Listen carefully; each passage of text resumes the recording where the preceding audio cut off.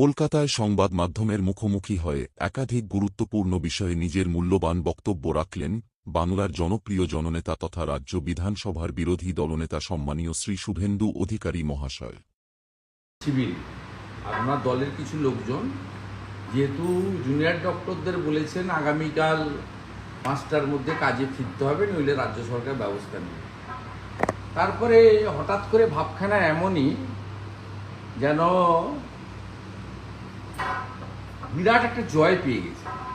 3/4 majority নিয়ে আবার জিতলেন, বা 42টা লোকসভায় জিতে গেলেন, বা 294টা বিধানসভাতে জিতলেন, রেকর্ড করলেন।